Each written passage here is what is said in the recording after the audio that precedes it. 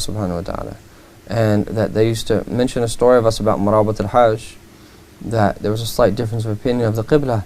And Murabit al-Hajj would pray this direction that he thought the Qibla was, and there was this very rude man, I don't know what he was thinking, that one time moved Murabit in prayer. And he moved back. And he moved him again, and he moved back. And then when he sent his salams, and the Maliki way, the Malikis put their hands to the side, Assalamu alaikum, and their prayer's over. You don't have to wait for them to say wa rahmatullah. There was actually a friend who was telling me that when he's very stern Maliki days, he led the prayer in the mosque, and he said Assalamu alaikum, and the entire congregation behind him just stayed there and didn't know what to do. Right? It just stayed there because they were used to everyone saying wa rahmatullah, Assalamu alaikum wa rahmatullah. He just said Assalamu alaikum, and finally that their normal imam sent salams and everyone else sent their salams. They weren't used to. Just a small joke. That is the dominant opinion in the Malik school. You just say Assalamu alaikum and your prayer is finished. Even in the Shafi school, that if that were all you to do, it's not an obligation to say wa rahmatullah. In the Shafi school, were you to just go Assalamu alaikum, that you fulfilled the obligation in your prayers. You don't have to do wa rahmatullah. It's recommended to do wa rahmatullah. It's recommended to do the second tasneem to the left. Assalamu alaikum wa rahmatullah. Anyhow, that he sent his salams, Assalamu alaikum, and he turns to the man, he says, if you want me to swear an oath by Allah that I see the Kaaba in front of me, I will. Right? You're moving me to the side, I see the Kaaba right in front of me, and you move me to the side. And I heard this, this is an established story. Now, this is khabar. Imam Murabit al-Hajj is either telling the truth or he's not telling the truth. A'udhu billah, hasha lillah. And there's story after story. These are just things that are coming to my mind right now.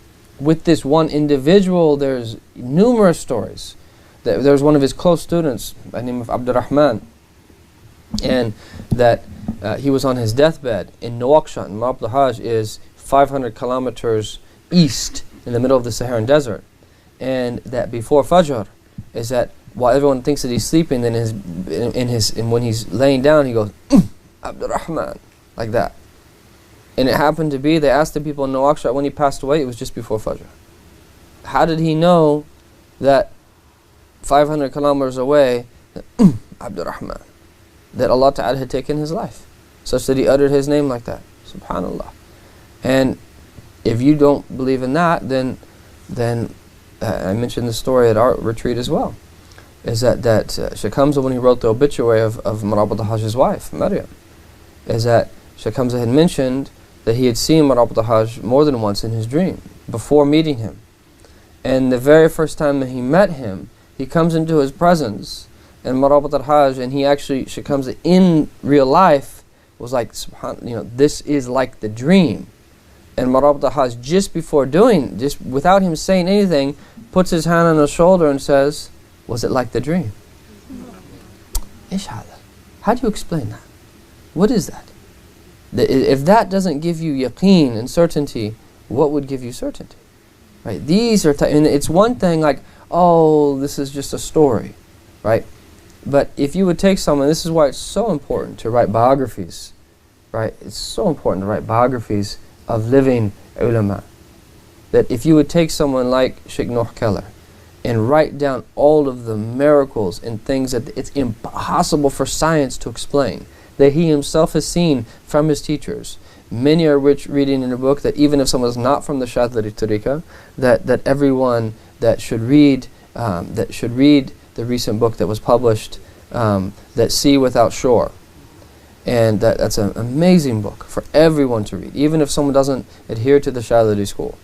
And read about the experiences of Sheikh Abdul Wakil al-Durubi, or Sheikh Abdul Rahman al-Shughuri, and the other great scholars that he took from, and the stories that are associated with him, let alone that the stories that kind of get out from his students that know things about him, that just, get it to ask Sheikh Faraz some of these stories, that they'll come out. Omar knows many of these stories.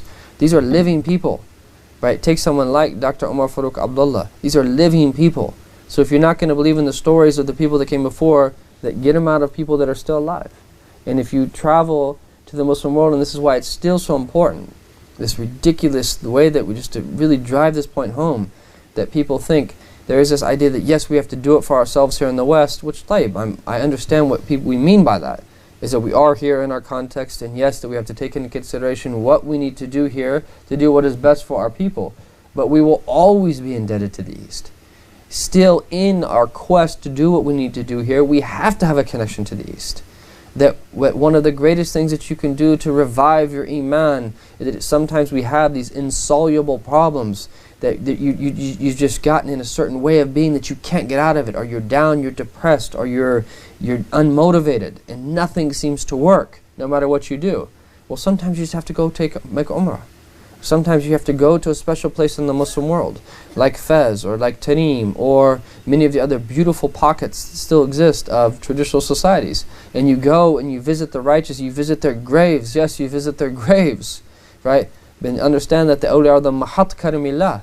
They are the way and the means through which Allah Ta'ala distributes His generosity here on the earth. And you will find that oftentimes those things are removed. Sheikh Hamza mentioned a story to me that he said that there was one time a man whose son was not interested in the deen at all. And he basically forced him to come with him to Mauritania. He brings him to Murabit al-Hajj, which that's a difficult place to take someone who's not really interested in the deen. And that he met Murabit al-Hajj one time, and Murabit al-Hajj made a dua for him, and he said literally he completely changed as a result of that trip, in one trip. Now, it might not happen miraculously like that, or it might. But the point is that these things are very, very real.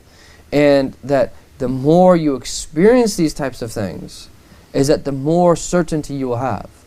And you will move from this level of knowledge of certainty to ayn al-yaqeen, where there's an eye of certainty, where it's more experiential. Even though when we talk about the eye of certainty, it's more related to your own internal state and what you're witnessing. But then there's even a higher level of that, which is the level of certainty of the siddiqeen, which is haqq al-yaqeen.